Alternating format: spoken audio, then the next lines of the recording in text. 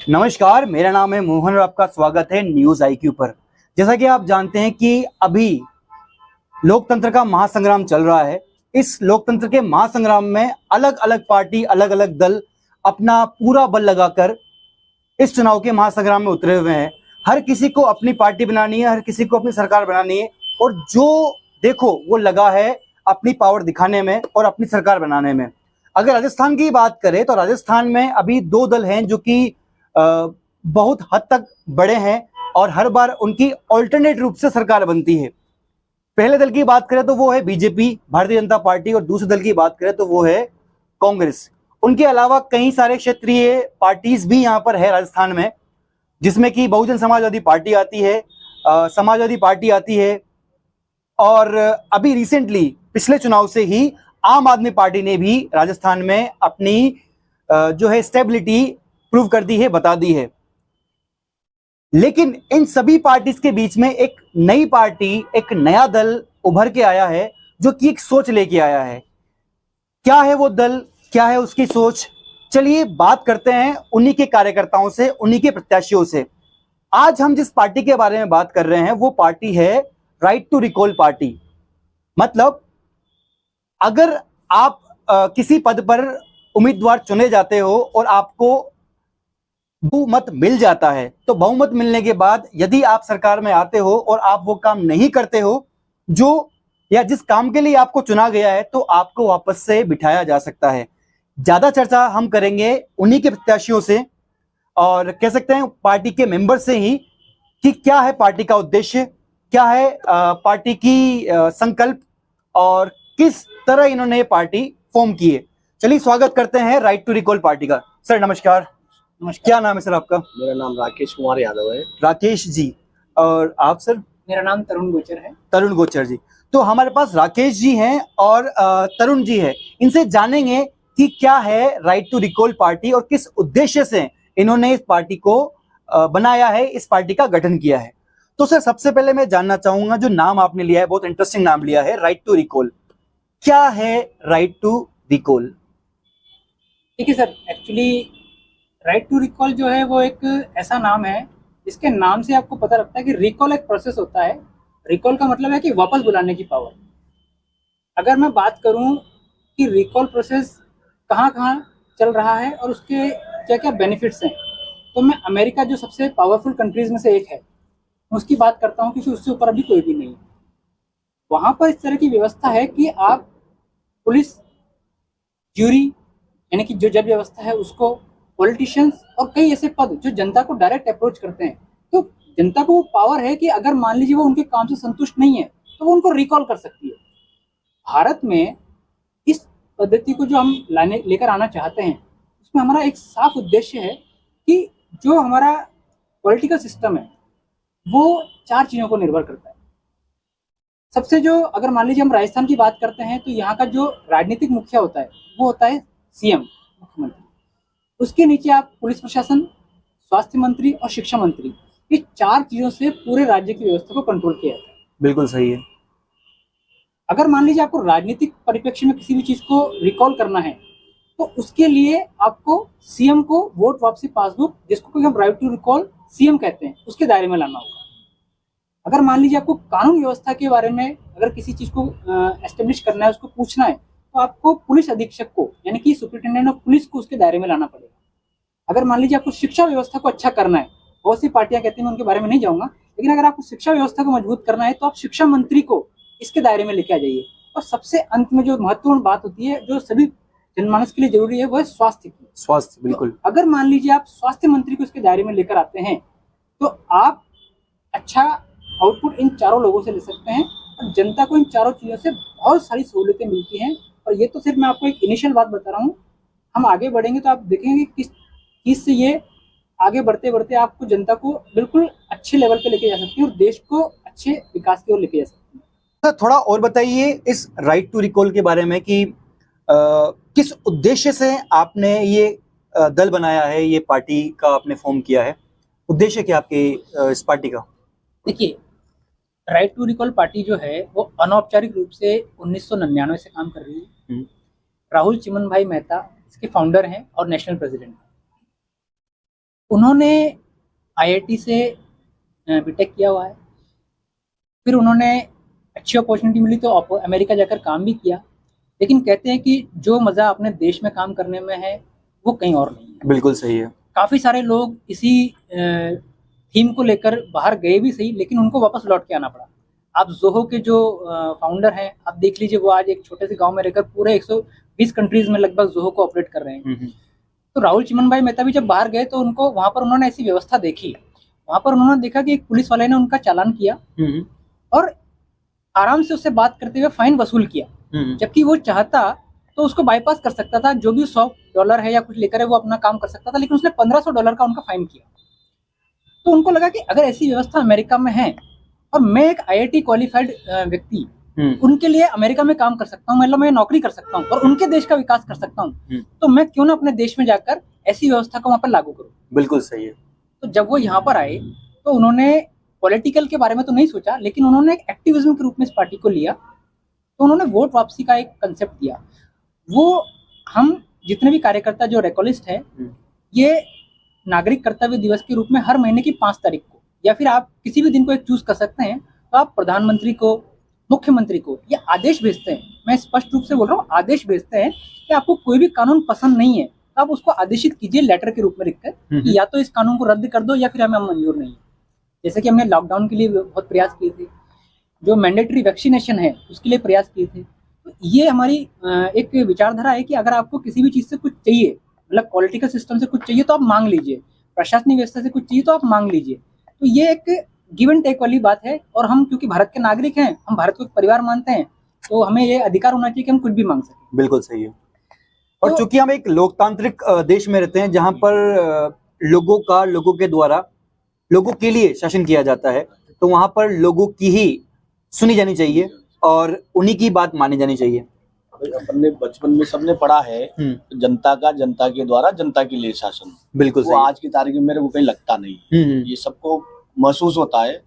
तो हमने सोचा क्यों ना इसके साथ जुड़ के हम इस चीज को लोगों को बताएं, समझाएं और इस प्रोसेस को वापस सिस्टम में लाएं। बहुत सही सोचा है आपने। अच्छा, मुझे इसका एक उद्देश्य बताइए कि आपने और क्या उद्देश्य बनाया या फिर आपने क्या संकल्प लिया, क्योंकि जब भी कोई पॉलिटिकल पार्टी, जब भी कोई राजनीतिक दल अपनी पार्टी उतारता है किसी चुनाव में, तो एक संकल्प पत्र वो जारी करता है जिसमें कुछ संकल्प लिखे होते हैं, चाहे उसको पूरा करे या ना करे, लेकिन संकल्प दिए जाते हैं। तो आपने क्या क्या संकल्प लिए हैं जिनके आधार पर आप इस चुनाव में कंटेस्ट कर रहे हैं, इस चुनाव को लड़ रहे हैं? बिल्कुल मोहन जी, मैं आपकी बात को बहुत अच्छे से एलोबरेट करना चाहूँगा कि किसी भी पार्टी के कुछ संकल्प होते हैं जिनको वो शपथ उसमें नॉमिनेशन में डालते हैं, और चाहे उसको पूरा करें ना करें वो अलग बात है। तो मैं आपको एक उदाहरण देना चाहता हूँ कि अपनी मैनिफेस्टो में मैं बाद में आऊँगा, लेकिन उससे पहले मेरे को एक बहुत अच्छी बात याद आ रही है। आज आज़ादी के इतने साल हो चुके हैं, लेकिन मैं आपको एक हास्यास्पद चीज़ बताता हूँ। आज भी वोट उसी मुद्दों पर मांगे जा रहे हैं जो 70-80 के दशक में मांगे जा रहे थे। आज भी राजनेता पानी के नाम पे वोट मांगते हैं, आज भी राजनेता सड़कों के नाम पे वोट मांगते हैं, आज भी राजनेता अच्छी व्यवस्था के नाम पे वोट, गरीबी के नाम पे वोट मांगते हैं।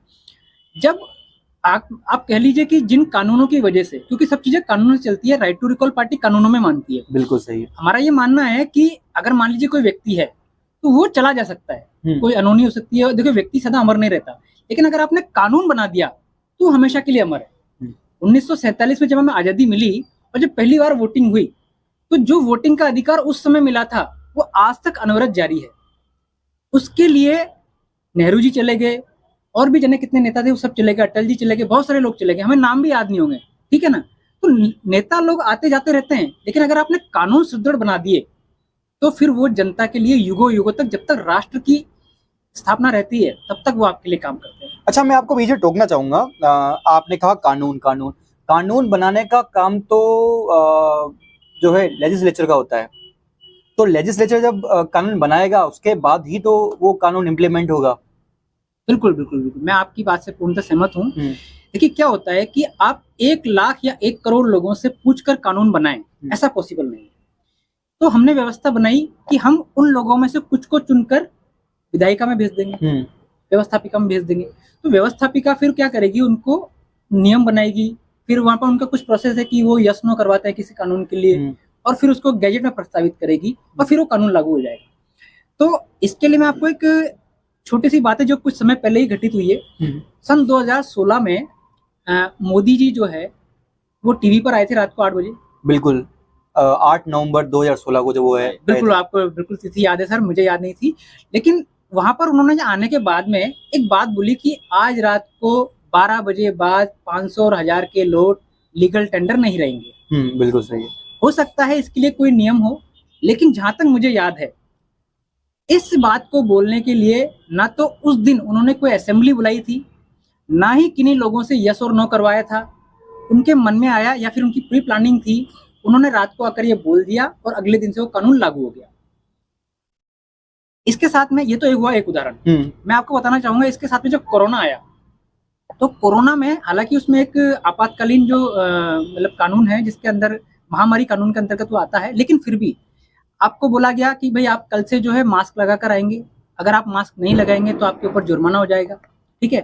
और उससे भी बढ़िया बात मैं आपको बताता हूँ कि जैसे मान लीजिए कोई व्यक्ति है, आपको सबको पता है नियम कानून की मैं आपको पावर बताना चाहूंगा कि हेलमेट अगर आप नहीं लगाते हैं, आप बिना हेलमेट के चले जाइए, आप बिना सीट बेल्ट के चले जाइए, आपको पुलिस वाला रोकेगा। बिल्कुल, अगर वो नियम कानून को मानता है तो प्रॉपर आपका फाइन करेगा। वो अलग बात है कि वो 100-200 रुपए आप भी जानते हैं, उसके बारे में बात करना ठीक नहीं है, लेकिन नियम बना हुआ है इसलिए वो आपको हाथ देता है और रोकता है और राष्ट्र को नुकसान पहुंचाने के जुर्म में आपको फाइन करता है। बिल्कुल सही। तो नियम कानून की अगर हम बात करते हैं तो इस प्रकार से नियम कानूनों से देश चलता है। बिल्कुल सही। और आपने जो प्रश्न किया था मैं उस पर वापस आता हूँ कि विधायिका जो है कानून बनाती है, तो मेरे इन दोनों जो मैंने आपको उदाहरण दिए हैं, अगर वो ऐसा हो सकता है तो फिर विधायिका का जो काम है वो सिर्फ यस नो करने का नहीं है। अगर व्यक्ति को अच्छे कानून पता है तो हमारा एक श्वेत राजपत्र है जिसको हम गजेट बोलते हैं, गजेट, आप उस गजेट में कुछ भी छाप दीजिए वो लागू हो जाएगा। और मैं आपको एक अचंभित करने वाली बात बताऊंगा, अगर आप को समय मिले और जनता को भी समय मिले, मैं उनसे भी कहना चाहूंगा कि आपको समय मिले तो हर स्टेट की और केंद्र सरकार की गजेट की वेबसाइट है, आप जाकर उस पर देखिए कि डेली कितने कानून उसमें छपते हैं। और मैं ये पूछना चाहूंगा कि उन कानूनों को छापने के लिए कौन सी विधायिका, कौन सी संसद बुलाई जाती है और कितने यस नो लिए जाते हैं। मैं मानता हूँ कि कुछ ऐसे विषय हैं जो राष्ट्र से संबंधित है, उस पर दलों की बैठक होती है, वो सहमति करते हैं और अपना यस नो देते हैं। पर कुछ कानून ऐसे हैं जिनको आपको ना तो मुख्यमंत्री से पूछने की आवश्यकता है ना प्रधानमंत्री से पूछने की आवश्यकता है, वो चाहे तो सीधे गजेट में छापकर उसको लागू कर सकते हैं। आपका कहने का मतलब है कि हमें किसी प्रकार की कोई मेजोरिटी नहीं चाहिए, कोई बहुमत नहीं चाहिए, ना संसद में ना विधानसभा में, गजेट में छापने के लिए। तब गजेट में, और कौन कौन इस गजेट को छाप सकता है, किस किस के पास राइट होता है गजेट में कुछ भी नियम छापने का या गजेट रिलीज करने का? बिल्कुल बिल्कुल, मैं आपको बताना चाहूंगा। देखिए, जो आपको मैंने कानून बताया कि जिस प्रकार नोटबंदी हुई थी, उसके लिए प्राइम मिनिस्टर ने सीधा आदेश दिया था governor of reserve bank. Reserve bank के जो गवर्नर थे, फिर उन्होंने जो उनके सबऑर्डिनेट बैंक थे, स्टेट बैंक ऑफ इंडिया थे या जो भी सेंट्रल बैंक है, तो उन्होंने उनको गैजेट में नोटिफिकेशन दिया कि भाई आप इस नोटिफिकेशन को छाप दीजिए, कल से ये जो लीगल टेंडर है ये खत्म हो जाएंगे। उन्होंने अपने सबऑर्डिनेट बैंक को, जो भी प्राइवेट बैंक हैं, जो भी पीएसयू बैंक हैं, उनको फिर वो आगे दिया था। तो कहने का मतलब ये है कि अगर मान लीजिए आपके पास में पावर है तो आप कुछ भी छपवा सकते हैं। और जहां तक आपने बात कही यस और नो लेने की या फिर जो सहमति बनाने की, तो कई सारे मतलब मेरे को ये अचंभित होता है कि जब हम लोगों के सामने आते हैं तो हम इस चीज की बात करते हैं कि यस नो लेना जरूरी है, दलों की सहमति बनना जरूरी है, तो फिर मुझे इस चीज का जवाब क्यों नहीं मिलता कि जब कई सारे कानून इस दिन में पास हो रहे हैं तो उनके लिए यस नो कौन दे रहा है? मैं मानता हूं कि सदन में इस चीज की कार्रवाई होती है, यस नो होती है, वो उनका काम है, बहस करना उनका काम है, लेकिन वो बेस कर रहे हैं 135 करोड़ लोगों को आइडियल मानकर, वो उनकी तरफ से बोल रहे हैं। तो 135 करोड़ लोग अगर कुछ सामने से बोलना चाहते हैं तो वो डायरेक्ट भी तो बोल सकते हैं, फिर उसके लिए विधायिका की और उसकी सहमति की आवश्यकता मेरे लिए शायद नहीं है। जैसे कि अभी आपने जो ये कृषि कानून थे, उसको आपने जनता के दबाव में आकर भी वापस लिया। बिल्कुल, तो जनता अगर कहती है तो आपको मानना चाहिए और मानना ही पड़ेगा। हाँ, क्योंकि आपको अल्टीमेटली जनता ने ही चुना है, जनता ने चुन के आपको जो संसद में या विधानसभा में भेजा है, तो जनता सर्वोपरि होती है, कह सकते हैं जनता ही सबसे ऊपर होती है। और हमारे प्रेमबल में भी लिखा गया है कि we the people of India, हम भारत के लोग। चलिए सर आगे बढ़ते हैं और इस पत्र के बारे में ही बात करते हैं, जिस पत्र में आपने कहा कि जिसको हम गजट कहते हैं। अभी तक मैं ये क्लियर समझ नहीं पाया हूँ कि गजट को कौन कौन रिलीज कर सकता है, कौन कौन गजट में लिखवा कर नियम को इम्प्लीमेंट करवा सकता है। देखिए गैजेट क्या है, जैसे कि हमारे पास शासन व्यवस्था है, दो स्तर पर होती है। एक तो केंद्रीय स्तर पर है और एक राज्य स्तर पर है। केंद्रीय स्तर पर जितने भी कानून छपते हैं उसके लिए केंद्र सरकार या पीएम उनको आदेश दे सकता है, और ये विभागवार भी होता है। जैसे मान लीजिए चिकित्सा का कोई गैजेट है तो वो उसको छाप सकते हैं, लेकिन वो छपेगा सेंट्रल लेवल पर ही। लेकिन सेंट्रल लेवल की अगर कोई बात है, चिकित्सा की बात है, तो वो सेंट्रल लेवल का गैजेट में छपेगा। लेकिन अगर स्टेट लेवल की कोई बात है तो उसको स्टेट लेवल के गैजेट में छपेगा, लेकिन वो छपेगा वहां पर मुख्यमंत्री के आधार पर। तो छापने का अधिकार ऑन बिहाफ ऑफ, जैसे हम सारा काम करते हैं राष्ट्रपति के आधार पर करते हैं, है ना, बिल्कुल। तो गैजेट नोटिफिकेशन जो है वो सब पीएम के आधार पर या फिर सीएम के आधार पर होता है। इसीलिए हमने इन दोनों को ही वोट वापसी पासबुक में, इन दोनों को ही वोट वापसी में दायरे में लाने के लिए बात करी है। तो आप स्पष्ट रूप से ये एक समझ सकते हैं कि जो गैजेट नोटिफिकेशन रिलीज करने का काम है वो मसौदा या कुछ भी चीज होती है वो तैयार तो विभाग करते हैं, बिल्कुल, लेकिन उनको रिलीज करने का जो काम है वो सीएम और पीएम, बिल्कुल सीएम और पीएम करते हैं। मतलब सीएम और पीएम के सुपरविजन में ही कोई भी गजट जो है रिलीज हो सकता है। अच्छा सर, ये तो हुई गजट की बात। अब मुझे कुछ आपकी पार्टी के बारे में बताइए कि आपकी पार्टी इस गजट से कैसे जुड़ी हुई है, या फिर हम इस गजट की बात क्यों कर रहे हैं इस पार्टी के डिस्कशन में। देखिए मैं जिस दिन मैं नॉमिनेशन करने के लिए जा रहा था, और जब मुझे पता चला कि हम लोग काफी तैयारी कर रहे थे कि हमें नॉमिनेशन करना है, तो मुझे इलेक्शन कमीशन ऑफ इंडिया का एक पेपर मिला। उसमें ये लिखा था कि 30 तारीख को गैजेट नोटिफिकेशन जारी होगा कि 25 तारीख को चुनाव होने। आप सोचिए कि चुनाव 25 को होने हैं, लेकिन उसके लिए भी इलेक्शन कमीशन ऑफ इंडिया को गैजेट में छपवाना पड़ा। यानी कि अगर आप कोई भी काम भारत में करना चाहते हैं तो पहले आपको गैजेट में छापना होगा कि मैं ये काम करने वाला हूं। बिना गैजेट में छापे आप कोई भी काम नहीं कर सकते। तो गैजेट जो है अपने आप में एक पावरफुल चीज है। जैसे कि मान लीजिए एक हमारी हैंडबुक है, हम कुछ भी करेंगे ना, हमको उसमें लिखना पड़ेगा, और उसमें जो आपने लिख दिया वो फिर सर्वमान्य है। वो स्टेट गवर्नमेंट को, वो सेंट्रल गवर्नमेंट को, मतलब क्योंकि उन्होंने लिखा है तो वो सबको मानने होगा और वो सबको मानना ही पड़ेगा। बिल्कुल सही। और इसमें सबसे अच्छी बात यह है कि एक हास्यास्पद बात भी है कि मैंने बहुत से लोगों को, नेताओं को या जनप्रतिनिधियों को ये कहते देखा है कि मैं आपका ये काम करवा दूंगा, मैं वो काम करवा दूंगा, सब काम करवा दूंगा।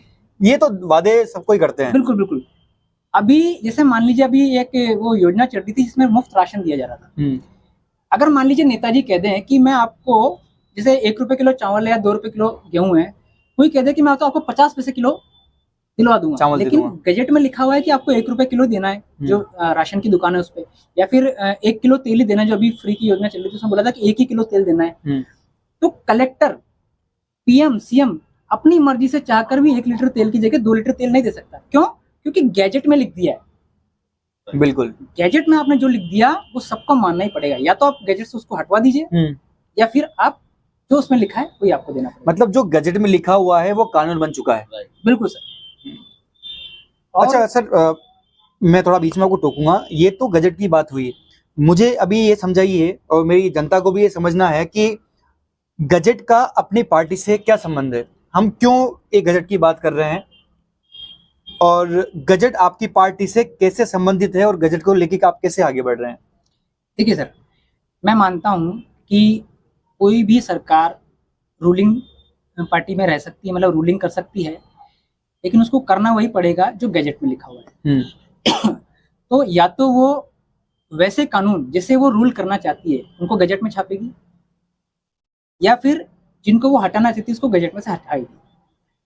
राइट टू रिकॉल पार्टी, मैं खुद एक लॉ अबाइडिंग सिटीजन हूँ, मैं नियम कानून में मानता हूँ, और ये बात बहुत छोटी है कहने लिए कि मेरा अभी तक पूरे जीवन काल में हेलमेट के लिए सिर्फ 2 बार चालान बना है। इसका मतलब ये है कि मैं जीवन में 1 या 2 बार ही बिना हेलमेट के निकला हूँ, तभी मेरा चालान बना। तो जब नियम कानून की बात आती है और सब उसको फॉलो कर रहे हैं, तो भारत तो नियम कानून पे चलने वाला है, हमारा संविधान हमारे पास में है। बिल्कुल सही है।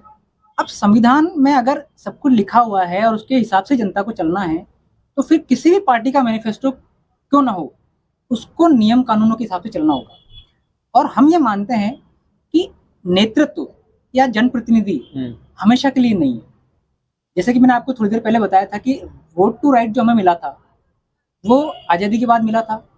उसके बाद में कितने ही जनप्रतिनिधि आकर चले गए, वो दिवंगत हो गए, लेकिन आज भी वो जो हमारे को नियम है वो वैसा का वैसा ही है। तो इसका मतलब ये है कि नियम आपने बना दिया तो वो सर्वोपरि है, वो चलता रहेगा। तो हम चाहते हैं, राइट टू रिकॉल पार्टी ये चाहती है, हमने 32 जो है नियम कानूनों के ड्राफ्ट बना रखे हैं। हम चाहते हैं कि या तो सरकार किसी की भी हो, हमें कोई आपत्ति नहीं है। हम चुनाव लड़ रहे हैं तो हम कोशिश करेंगे कि हम उसको जल्दी से जल्दी छपा पाए, लेकिन हमने ये ऐसा माना हुआ है कि कोई भी पार्टी जिसकी सरकार है वो उसको गैजेट में छपवा दे। उससे ना सिर्फ राइट टू रिकॉल पार्टी का फायदा हो रहा है, वो जनता के हित के कानून। मैं आपको बताना चाहूंगा कि जनता को जो चाहिए वो 4 तरीके से चाहिए। जिस जनप्रतिनिधि को चुनकर भेज रही है, एक तो उसको वापस बुलाने का अधिकार होना चाहिए। कारण कि 5 साल के लिए अगर वो चुन के चला जाता है और अगर जनता उसके काम से संतुष्ट नहीं है तो उसको यह अधिकार होना चाहिए कि वो उसको वापस बुला सके। ऐसा मैं इसलिए कह रहा हूं कि देखिए, जनप्रतिनिधि क्या है? जनता का नौकर है। मैं आपको क्लियर मेंशन कर रहा हूं, आप जनता सुन रहे हैं, जनप्रतिनिधि जनता का नौकर है। उसको इस बात की सैलरी मिलती है। हालांकि वो लोग इसकी परवाह नहीं करते कि हमें सैलरी मिलती है। मैं उनके सामने बोलूंगा तो वो उसको डिक्लाइन कर देंगे, डिनाई कर देंगे, लेकिन वास्तव में वो जनता का नौकर है। आप सपोज कीजिए आपने एक माली रखा अपने यहाँ पर, उसकी ड्यूटी है कि वो डेली पौधों में पानी देगा। अब मान लीजिए वो मक्कारी करता है, एक दिन दिया, एक दिन नहीं दिया, एक दिन पौधे में खाद दिया, नहीं दिया, तो आप क्या करेंगे? आप उसको ऐसे ही बोलेंगे ना कि भाई या तो तू ठीक से काम कर या फिर मैं तुझे निकाल के दूसरे आदमी को नौकरी पर रख लूंगा। तो जनता को भी ये अधिकार होना चाहिए कि भैया सीएम, भैया पीएम, आप जो है हमको हमारे वादों के अनुरूप काम नहीं कर रहे हैं, आप ढंग से काम नहीं कर रहे हैं, हम आपके काम से संतुष्ट नहीं है, तो या तो आप ढंग से काम करो तो हम किसी दूसरे को आपकी जगह पे बिठा देंगे। दूसरा, हमारे स्वास्थ्य मंत्री, शिक्षा मंत्री जो है वो इसके दायरे में होने चाहिए, ताकि पीएम सीएम को के बाद में यही 2 चीजें हैं, कानून व्यवस्था, यही चीजें हैं जो पूरे राज्य को और पूरे भारतवर्ष को कंट्रोल करती है। दूसरा, एक होता है जनमत संग्रह का कानून। हमारे यहाँ पर जनमत संग्रह का कानून अभी शायद है तो उसका पालन नहीं हो रहा है, और अगर नहीं है तो उसको लागू करना चाहिए। गैजेट में आप कुछ भी छाप दो, जरूरी थोड़ी वो जनता को पसंद आए। बिल्कुल सही। तो जनता को अधिकार होना चाहिए कि वो आपस में मंत्रणा करके एक मेजोरिटी लेके उस कानून के खिलाफ बोल सकते हैं, जैसे कि कृषि कानूनों के खिलाफ बोला। वो एक अलग विषय था कि वहां पर ताकत का यूज करना पड़ा, लेकिन इसको अगर आप लीगलाइज करना चाहते हैं तो 51% आउट ऑफ जितने भी वोटर हैं, अगर वो किसी कानून के पक्ष में बोल देते हैं कि भाई मेरे को ये पसंद नहीं है, तो गवर्नमेंट को उसको वापस लेना पड़ेगा। तो सेकंड जनमत का कानून होना चाहिए। तीसरा, आपके पास में होना चाहिए कि जितने भी हमारे कानून व्यवस्था के जो लोग हैं वो एक सर्कल में रहकर काम करें, ठीक है ना। तो उसके लिए हम लोगों ने ऐसे 32 कानून डिजाइन कर रखे हैं, और हम चाहते हैं कि जल्दी से जल्दी वो इम्प्लीमेंट में छप जाए। या तो कोई उन्हें छाप दे, नहीं तो फिर हम लोगों ने डिसाइड कर लिया है कि हम लोग सत्ता में आएंगे या फिर असेंबली में जाएंगे, जहां पर भी जाएंगे, और पहले ही दिन कोई भी व्यक्ति जीत कर जाएगा, वो सदन में उस ड्राफ्ट को रखेगा और कहेगा कि आप इन कानून को छापिए। वो बोलेंगे यस नो करानी है, आप यस नो करा लीजिए। जो यस करेंगे उनके नाम और जो नो करेंगे उनके नाम मैं सदन के प्रतिनिधि से या जो सदन के नेता है उनसे कहूंगा कि आप इनको सार्वजनिक कीजिए। क्यों? क्योंकि जनता का जवाब देना है। बिल्कुल सही है। हाँ, क्योंकि आपको जनता ने चुन के वहां भेजा है, तो आपका ये कर्तव्य बनता है कि आप जनहित में काम करें, जनता के हित में काम करें। और ये बिल्कुल सही बात कही आपने कि अगर कोई सहमत होता है तो उनका नाम भी पब्लिक हो, और जो असहमत होता है उनका नाम भी पब्लिक हो, ताकि पब्लिक को ये पता चले कि कौन उनके हित में काम कर रहा है, कौन उनके हित में काम नहीं कर रहा है, ताकि अगली बार से हम उनको वोट ना दें। और एक बहुत अच्छी बात आपने कही थी, मैं उसको भी अप्रिशिएट करना चाहूंगा कि जब हम एक बार किसी नेता को चुन लेते हैं या किसी विधायक को चुन लेते हैं, तो वो उसके बाद कभी शक्ल दिखाता ही नहीं है।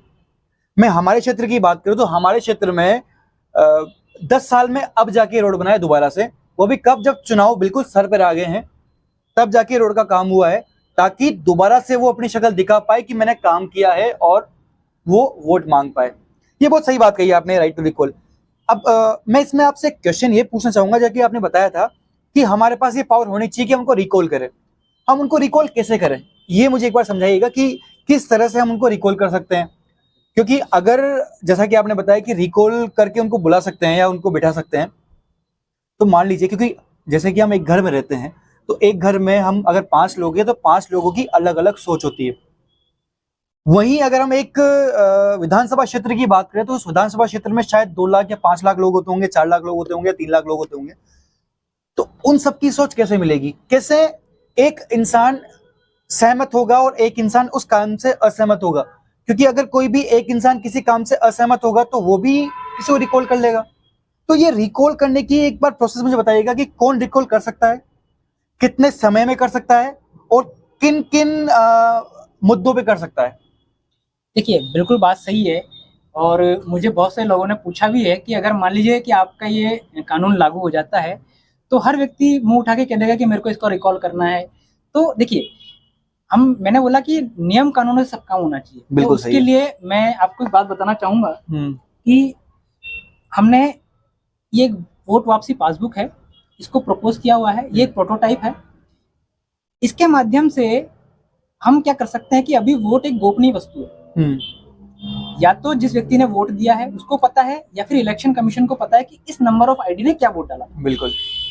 इस वोट वापसी पासबुक में हमने ऐसी व्यवस्था मेंशन की हुई है कि जैसे मान लीजिए आप बैंक में अगर अपनी कोई पासबुक है उसको लेके जाते हैं तो आप कितना पैसा डिपॉजिट हुआ वो आप उसमें एंट्री करा के ला सकते हैं, कितना पैसा निकाला वो आप उसमें एंट्री करा के ला सकते हैं। मतलब आप जो भी ट्रांजेक्शन कर रहे हैं वो आपकी बैंक की पासबुक में मेंशन होता है। ठीक है। हमने वोट वापसी पासबुक जो ये तैयार करी है इसमें ऐसी व्यवस्था की है कि अगर मान लीजिए कोई व्यक्ति है वो किसी व्यक्ति को वोट देना चाहता है, मैं आपको बात कर रहा हूँ वोट देने की, और किसी व्यक्ति से वोट वापस लेना चाहता है तो क्या होगा कि अभी हमारा जो वोटिंग सिस्टम है फ्लैट वोटिंग सिस्टम है। उसमें क्या होता है कि मान लीजिए आप हैं और आप हैं, 2 पार्टी से खड़े हुए हैं या मैं हूं, तो जनता को हम तीनों में से एक ही व्यक्ति को चुनने की स्वतंत्रता है। ऐसा नहीं है कि इनको 10 में से 9 नंबर से उसने सेलेक्ट कर लिया, मेरे को 6 नंबर से सेलेक्ट कर लिया और आपको 7 नंबर से सेलेक्ट कर लिया, जैसे कि हमारे राष्ट्रपति की होती है। बिल्कुल बिल्कुल उसी तरीके से। तो क्या कि काफी सारी व्यवस्थाएं हैं जो मॉडिफाई होनी चाहिए थी लेकिन वो नहीं हो पाई है, लेकिन उसको करने के लिए कोई ना कोई तो आगे आएगा ना। तो इस वोट वापसी पासबुक के द्वारा आप जब भी आपकी इच्छा हो, आप जो भी आपका पटवार, जैसे मान लीजिए विलेज लेवल से अपन बात करते हैं तो पटवार घर है, सिटी लेवल पे बात करें तो जो आपका तहसील ऑफिस है, तो आप वहां पर जाकर अपनी सहमति दर्ज करा सकते हैं। ये सहमति का विषय है। आपने कहा भाई मुझे इस व्यक्ति से वोट वापस लेना है, तो आपने वहां पर दिया, जो कुछ एक शुल्क रखेंगे। इसमें शुल्क रखना इसलिए जरूरी है क्योंकि क्या होता है जब आदमी को पैसा जाएगा तो सीरियस व्यक्ति ही वोट रिकॉल करने या सहमति दर्ज कराने आएगा, मतलब हर कोई उठ के नहीं आएगा। उसमें एक शुल्क है। आप अपना जो है या तो एसएमएस से भी उसको हम ऐसी व्यवस्था करेंगे कि एसएमएस से भी आप अपनी सहमति और असहमति दर्ज करा सकते हैं। उस चीज को प्रॉपर रिकॉर्ड किया जाएगा। आप जब भी वोट वापसी पासबुक लेकर जाएंगे तो उसमें वो एंट्री करके देगा आपको। इसके लिए क्या होगा कि जो लोअर लेवल के हैं, जैसे मान लीजिए पटवार घर है या कुछ भी है, तो वो हर हफ्ते उस वोटिंग काउंट ऑफ वोटिंग जो है उसको रिलीज करेगा। और अगर मान लीजिए स्टेट लेवल जिला लेवल पर अगर हम आते हैं तो कलेक्टर वहाँ का मुखिया होता है, तो कलेक्टर उस चीज को रिलीज करेगा जिले को। अच्छा, ये जो रिलीज करेंगे ये क्या जो वोटर्स के नाम है उनको रिलीज करेंगे? नहीं, ये काउंट ऑफ वोट होगा सर। अच्छा, नंबर ऑफ वोट्स। बिल्कुल सर। ये देखिए क्या होता है कि नंबर, जैसे मान लीजिए किसी जिले में 100 मतदाता है, मतलब ये वेरी कर सकते हैं। मैं आपको उदाहरण समझा रहा हूँ। किसी जिले में 100 मतदाता है, 60 लोगों ने वोट दिया विनिंग कैंडिडेट को, 20 लोगों ने दिया सेकंड कैंडिडेट को, और थोड़ा ऐसा करके ऊपर आएगा। अब जो 60% जो लोग हैं मेजर वही करते हैं क्योंकि उन्होंने विनिंग कैंडिडेट को वोट दिया।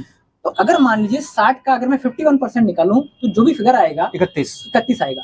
अगर मान लीजिए आज 2 लोगों ने किया, कल 2 लोगों ने किया, हफ्ते भर में मान लीजिए 31 लोगों ने कर दिया, तो पटवारी या फिर जिला लेवल का जो भी अधिकारी है वो उस काउंट को रिलीज करेगा कि भाई 31 आउट ऑफ 100 ने जो है इसको अपना काउंटिंग वोट वापस ले लिया। तो जब वो आएगी, मेजोरिटी आएगी, तो फिर वही जो विधानसभा और राज्यसभा में, लोकसभा में जो लागू होता है सिस्टम कि आपको मेजोरिटी के लिए जितनी सीटें चाहिए, अगर उससे कम हो जाती तो राज्यपाल या फिर जो सदन के नेता हैं वो आपको बोलेंगे कि आप अल्पमत में आ गए। ये प्रोसेस अगर मान लीजिए जनप्रतिनिधि पर लागू हो जाता है तो वो उसको मजबूर कर देगा कि भाई या तो आप अपनी स्थिति ठीक कर लो, काम कर लो जैसा जनता चाहती है, या फिर you must have to go. तो यहाँ पर हम जो है सिर्फ नंबर ऑफ काउंट रिलीज करने की बात कर रहे हैं।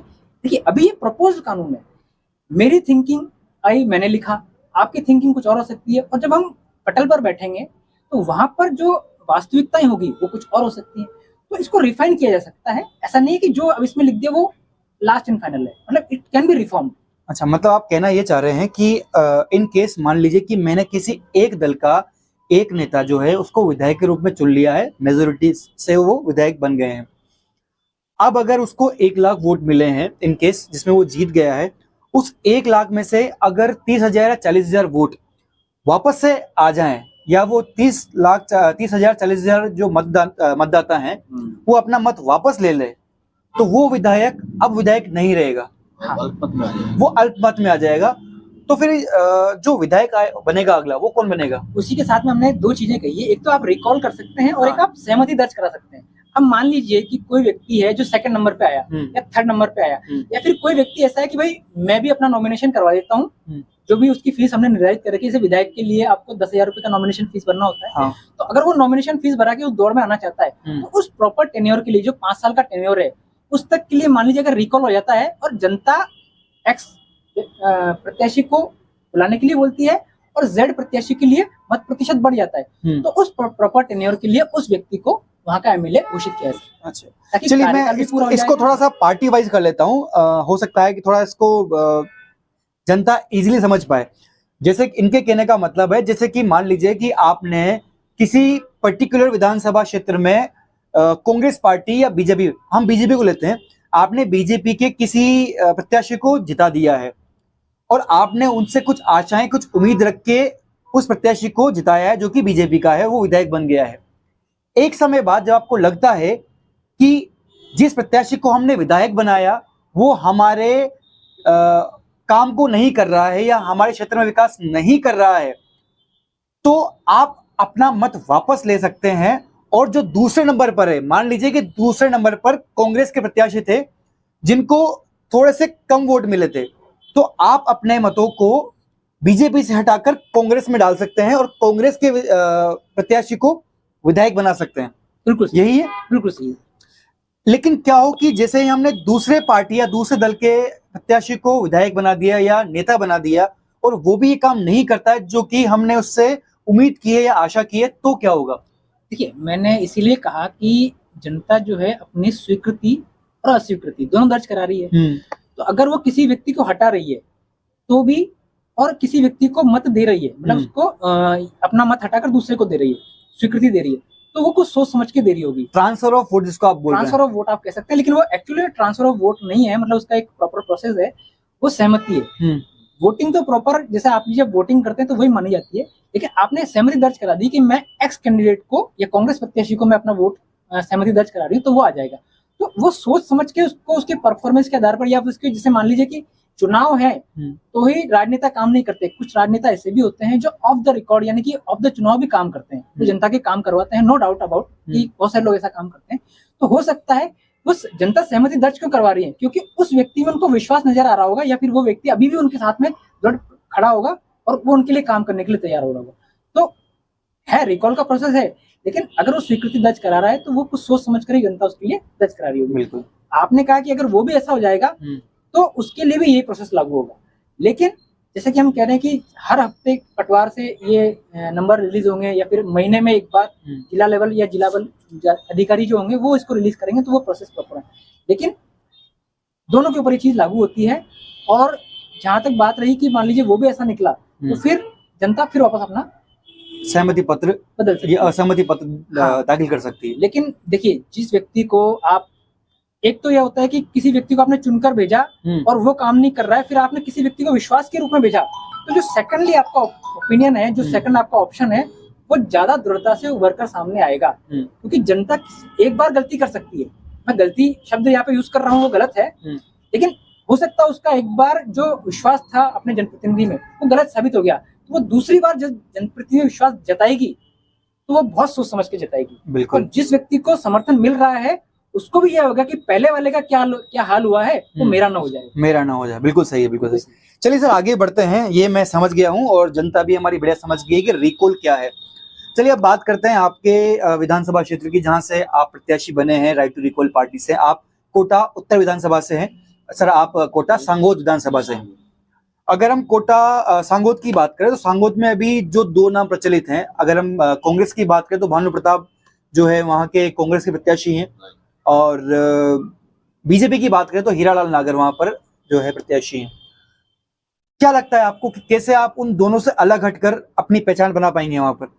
क्योंकि जैसे हम जी रहे हैं राजस्थान में, राजस्थान के हम सदस्य हैं, नागरिक हैं, राजस्थान में नरेंद्र कमीशन के बाद से, मतलब 1992 के बाद से या तो बीजेपी की सरकार बनती है या कांग्रेस सरकार बनती है।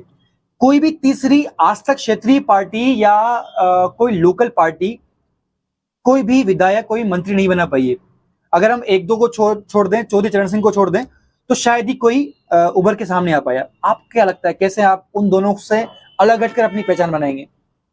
अभी तक अलग हट के ऐसा कोई लोगों के सामने ऐसा कोई विकल्प भी नहीं आया अभी तक। अब हम लोग इस विकल्प को लेके आए हैं तो लोग हमारे साथ जुड़ेंगे और हमारा सहयोग करेंगे, क्योंकि हम जनता के लिए, जनता के द्वारा शासन के लिए काम कर रहे हैं। बिल्कुल सही है। पर जैसे कि आप आते हैं, आप एक ग्रामीण क्षेत्र से आते हैं, ग्रामीण क्षेत्र की बात करें, जैसा कि मैंने लोगों से इंटरेक्शन किया, वहां से बात की, तो मुझे पता लगा कि गांव की सोच ऐसी होती है कि या तो हम पंजे को वोट देंगे या कमल को वोट देंगे। उनके दिमाग में केवल दो ही पार्टी है, पंजा और कमल। वो ये भी नहीं जानते कि कांग्रेस या बीजेपी, वो पंजा और कमल जानते हैं। जब आप अपना एक अलग से चुनाव चिन्ह लाएंगे तो कैसे आप उनके दिमाग में इस बात को बैठा पाएंगे कि हम अलग हैं, क्योंकि हम एक ग्रामीण परिप्रेक्ष्य की बात कर रहे हैं। राइट, मैं भी गया गांव में जाता हूँ तो लोग वही चीज जो आपने रिपीट कर देता हूँ, या तो बीजेपी या कांग्रेस। बिल्कुल, विकल्प ही नहीं मिला ना लोगों को। बिल्कुल सही है। तो हमारा जो मोटो है उसको लोग समझेंगे। आजकल सब जनरेशन पढ़ी लिखी है, गांव में भी है, अभी ऐसा नहीं है। बिल्कुल लिटरेसी बढ़ी है, बिल्कुल पढ़ी है। तो हमने बात करी, मिलते हैं लोगों से, उनको बोलते हैं, उनको बिल्कुल लगता है नहीं, इनका जो रीजन है, जो मोटो है पार्टी का, वो पब्लिक के लिए ही है, न कि सब वोट मांगते हैं कि काम के, मैं नाली खुलवा दूंगा या रास्ते बनवा दूंगा या पानी लगा दूंगा। ये तो सिस्टम है ना सर। बिल्कुल, रोड बनाने के PWD है, उसका काम है। हाँ, ये तो बाई प्रोडक्ट है, तो होने ही है, ये तो होने है ना। बिल्कुल, लाइट का है तो बिजली विभाग है, ये तो सिस्टम बनाए रखा है ना। तो सही है, बिल्कुल सही है। तो मेरा इसीलिए है, तो हम जो काम के लिए हम आए हैं, जो जिसके लिए हमने काम कर रहे हैं, वो जनता के लिए कर रहे हैं। तो कुछ लोगों से हमने बात करी, उनसे मिले, समझाया, तो उनको लगा नहीं, अच्छा काम, अच्छा काम, बिल्कुल सही है। और मैं आशा करता हूं कि अगर आप एक अच्छी उम्मीद लेके, अच्छा उद्देश्य लेके आगे बढ़ रहे हैं, तो ग्रामीण के लोग भी, क्योंकि ग्रामीण काफी समझदार होते हैं, तो ग्रामीण भी आपकी बात को समझेंगे और हो सकता है कि वो आपको इस बार चुन भी लें। सर मैं आपसे, हाँ बताइए। ग्रामीण में जैसे अब हम जाते हैं, जो सुविधा आज सिटी में है, जैसे रहने की या फैसिलिटी, आज आप गांव में जाओ ना, 3-3 मंजिल आलीशान मकान मिलेंगे आपको, बिल्कुल फैसिलिटी मिलेगी। क्या कमी है गाँव में? कोई कमी नहीं, कोई कमी नहीं। तो वो केवल ग्रामीण परिप्रेक्ष्य अपन बोल सकते हैं, लेकिन जो फैसिलिटी आज की तारीख में गाँव में जाओगे तो सिटी से कम भी नहीं। बिल्कुल सही है, काफी अच्छी फैसिलिटी वहां पर मिलती है। उसका कारण ये भी है कि आजकल जो लिटरेसी रेट बढ़ी है तो बढ़ी है, लोगों में एक राजनीतिक समझ आई है, बिल्कुल, जो कि पहले इसकी कमी थी। राइट। अच्छा सर, मैं आपसे जानना चाहूंगा कि जैसे आप कोटा उत्तर विधानसभा से, अगर कोटा उत्तर की बात करें तो कोटा उत्तर में 2 कद्दावर नेता हैं। एक जिसको हम विकास पुरुष कहते हैं, कोटा के शांति धारीवाल, जो कि कांग्रेस पार्टी से हैं, और अगर बीजेपी से बात करें तो बीजेपी से भी 1 बार के मंत्री और 2 बार के विधायक प्रहलाद गुंजल हैं। उन दोनों से अलग हटकर आप कैसे जनता को अपनी ओर खींच पाएंगे या जनता को कैसे समझा पाएंगे? मोहन जी, आपने बिल्कुल सही कहा कि मैं जहां से चुनाव लड़ रहा हूँ वहां पर 2 ऐसे कद्दावर नेता हैं जिनके सामने टिक पाना शायद किसी के बस की बात नहीं। बिल्कुल नहीं है, बिल्कुल नहीं है। और मैं आपको एक बहुत ही अचंभे की बात बताना चाहूंगा कि शांति धारीवाल जी जो हमारे वर्तमान विधायक हैं, उनको जो राजनीतिक व्यवस्था है वो विरासत में मिली है। हाँ बिल्कुल। उनके पिताश्री श्री रिखपचंद जी धारीवाल जो थे वो पहले मिनिस्टर, उद्योग मंत्री रह चुके हैं वो। बिल्कुल सर। तो उनके लिए ये बहुत, या तो कह सकते हैं आसान था, या फिर आप कहिए कि उनमें क्वालिटी थी जो उन्होंने उस चीज को एक्वायर कर लिया। दूसरे हमारे जो प्रहलाद जी गुंजल हैं वो बहुत ही दबंग और बहुत ही अच्छे नेता हैं। अब इनके बारे में ज्यादा बात करना तो मैं वैसे नहीं ठीक समझता हूँ, क्योंकि उनका अलग ओपिनियन है, वो किस हिसाब से कार्य करते हैं, उनकी कार्यशैली का मुझे नजर नहीं है। लेकिन फिर भी मैं ये कहना चाहूंगा कि वो किसी भी लेवल पर एग्जिस्ट करते हों, उनका क्या परसेप्शन है जनता के बारे में अच्छा होगा, मैं ऐसी आशा करता हूं। लेकिन किसी भी बड़ी चीज के सामने आपको खड़ा होना और किसी को चुनौती देना, ये अपने आप में एक बड़ी बात है। बिल्कुल सही है। मैं ये नहीं कहता कि मैं किसी पब्लिसिटी के लिए या किसी काम के लिए ये सब चीजें कर रहा हूं। मेरा ये मानना है कि सामने कोई कितनी भी बड़ी चीज हो, लेकिन अगर आप में हौसला है, खड़े होने की ताकत है, तो आपको खड़ा होना चाहिए। वैसे भी राजनीति के विषय में एक बात कही गई है कि अगर आप चुनाव में भाग नहीं लेते हैं, पॉलिटिकल ही नहीं कह रहा हूं मैं, आप किसी भी चीज, सामाजिक चुनाव हो, आप कॉलेज का चुनाव हो, आप स्कूल का चुनाव, मॉनिटर बनते हैं, अगर आप चुनाव में भाग नहीं लेते हैं तो वो व्यक्ति आप पर शासन करने लगते हैं जो शायद उसके लायक नहीं है। वैसे चाणक्य की एक बहुत अच्छी बात है जिसको हम हर जगह मानते हैं कि यदि आप राजनीतिक रूप से सक्रिय नहीं हैं तो आप देश के दुश्मन हैं। बिल्कुल, क्योंकि उस समय पर वह व्यक्ति शासन करने लगेगा जो दुर्बुद्धि हो सकता है, जो देश को किसी अंधकार की ओर ले जा सकता है। तो आपको राजनीतिक रूप से सक्रिय रहना पड़ेगा ताकि आपका देश एक सही दिशा में आगे बढ़ पाए।